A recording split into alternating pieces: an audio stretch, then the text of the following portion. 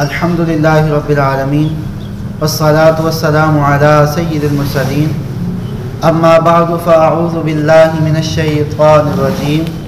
بسم اللہ الرحمن الرحیم وَإِذَا لَقُوا الَّذِينَ آمَنُوا قَالُوا آمَنَّا وَإِذَا خَلَوْا إِلَى شَيَاطِينِهِمْ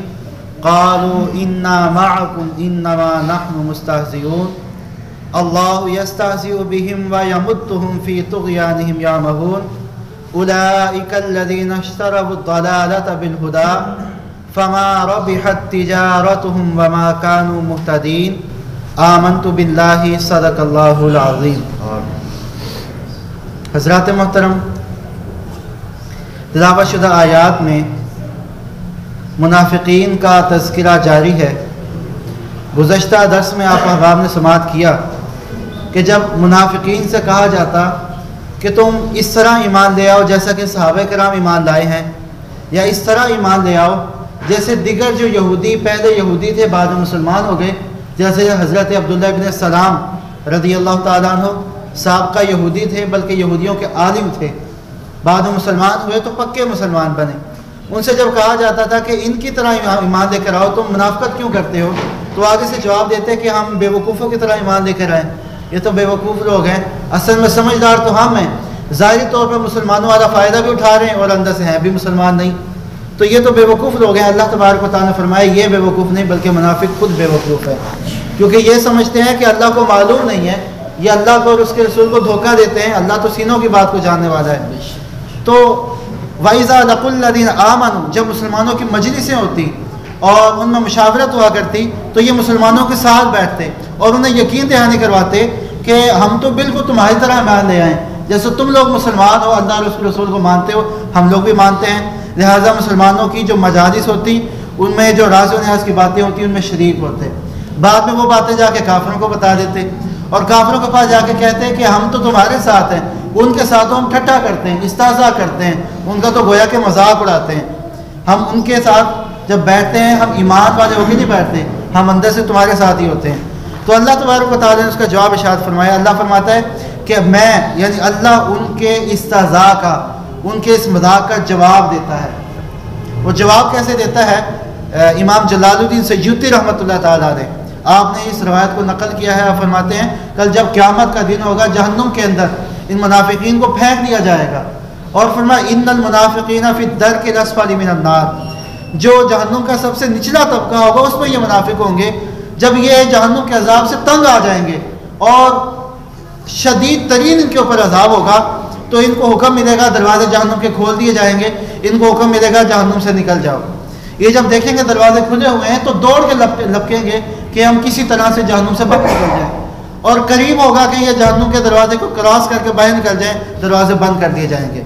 امام جلال الدین سیوطی فرماتے ہیں اس منظر کو جو جنتی ہوں گے اپنے تختوں پر بیٹھ کے دیکھ رہے ہوں گے، اور جب دروازے بند ہوں گے نا تو وہ ان کی اس حالت پہ ہنسیں گے۔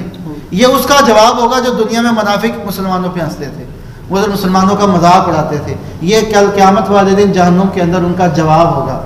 تو اللہ فرماتا ہے وَإِذَا لَقُوا الَّذِينَ آمَنُوا قَالُوا آمَنَّا، اور جب ان سے ملاقات کرتے ہیں ایمان والوں سے تو کہتے ہیں ہم بھی ایمان والے ہیں۔ وَإِذَا خَلَوْا إِلَى شَيَاطِينِهِمْ، اور جب وہ اپنے شیاطین یعنی کافروں کے بڑے بڑے سرداروں کے پاس جاتے ہیں قالوا، تو کہتے ہیں اِنَّا مَعَكُمْ، ہم تو تمہارے ساتھ ہیں، إِنَّمَا نَحْنُ مُسْتَهْزِئُونَ، ہم تو ان کے ساتھ ٹھٹھا کرتے ہیں، مذاق کرتے ہیں۔ اللہ فرماتا ہے اللَّهُ يَسْتَهْزِئُ بِهِمْ، اللہ ان کو ان کے اس مذاق کا جواب دیتا ہے، وَيَمُدُّهُمْ، اور انہیں ڈھیل دے دیتا ہے، چھوڑ دیتا ہے، فِي طُغْيَانِهِمْ يَعْمَهُونَ، کہ اپنی سرکشی کے نہ بھٹکتے رہیں، کیونکہ کل کے بروز قیامت ان پر زیادہ سخت عذاب ہو۔ أُولَٰئِكَ الَّذِينَ اشْتَرَوُا الضَّلَالَةَ بِالْهُدَىٰ، اللہ فرماتا ہے یہ وہ بدبخت لوگ ہیں، أُولَٰئِكَ یہ وہ لوگ ہیں اشتروا الضلالة بالهدى، جنہوں نے ہدایت کو گمراہی کے بدلے میں خرید لیا ہے۔ مل رہی تو ہدایت تھی،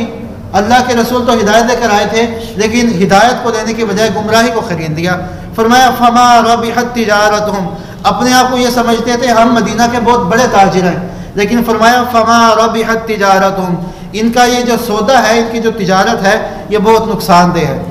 انہوں نے اس تجارت سے فائدہ نہیں اٹھایا۔ وما كانوا مهتدين، اور نہ ہی یہ ہدایت حاصل کرنے والے ہیں۔ ما سالهم كمثل الذي استوقد نارا، اللہ فرماتا ہے ان کی مثال بالکل ایسے ہی ہے کہ جیسے کوئی آدمی آگ روشن کرے، بالکل اندھیرا ہو، کچھ ہاتھ کو ہاتھ نظر نہ آتا ہو، مشقت کے ساتھ آگ کو روشن کرے۔ آج تو ہمارے پاس ماچس یا لائٹر وغیرہ یہ چیزیں موجود ہیں، پہلے دور میں آگ جلانا بڑا مشکل کام اور مشقت امیز کام ہوتا تھا، پتھروں کو رگڑ کر یا لکڑی کو لکڑی کے ساتھ رگڑ کر اور اس کے ساتھ دیگر جو ذرائع تھے ان کے ساتھ آگ کو جلایا جاتا تھا۔ تو کہا کہ بالکل اندھیرے میں ایک شخص آگ کو روشن کرے، اور جب آگ جل پڑے اور اس کے ارد گرد کا روشن ہو جائے تو اب فائدہ اٹھانے کا جب وقت تھا تو اس کی آنکھوں کی بینائی چلی جائے۔ فرمایا منافقین کی مثال بالکل ایسے ہی ہے کہ اتنی عرصے کے بعد اللہ تبارک و تعالیٰ نے ان میں رسول کو مبعوث فرمایا۔ حضرت ابراہیم علیہ السلام کب تشریف لائے تھے، اس کے بعد بنی اسرائیل میں تو انبیاء آئے، لیکن یہاں پہ اتنے عرصے کے بعد نبی تشریف لائے، لیکن جب روشنی آ گئی تو یہ اندھے ہو گئے، انہوں نے اس سے فائدہ نہیں اٹھایا۔ اللہ فرماتا ہے مثلہم، ان کی مثال ایسی ہے کمثل الذی استوقد نارا، جیسے آگ روشن کرنے والے نے آگ کو روشن کیا،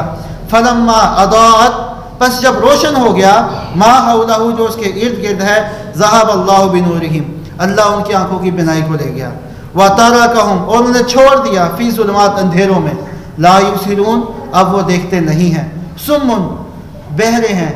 بکمن، گونگے ہیں، امی، اندھے ہیں، فہم لا یرجعون، اور وہ رجوع کرنے والے، لوٹنے والے اللہ کی طرف نہیں ہیں۔ اللہ تبارک و تعالی ہمیں قرآن مجید فرقان حمید کا فہم عطا فرمائے۔ دوستو اگر آپ کو ہماری ویڈیو اچھی لگے تو اسے لائک کریں، اپنے سب دوستوں کے ساتھ شیئر کریں اور ہمارے چینل کو سبسکرائب کریں۔ سب دوستوں کا شکریہ۔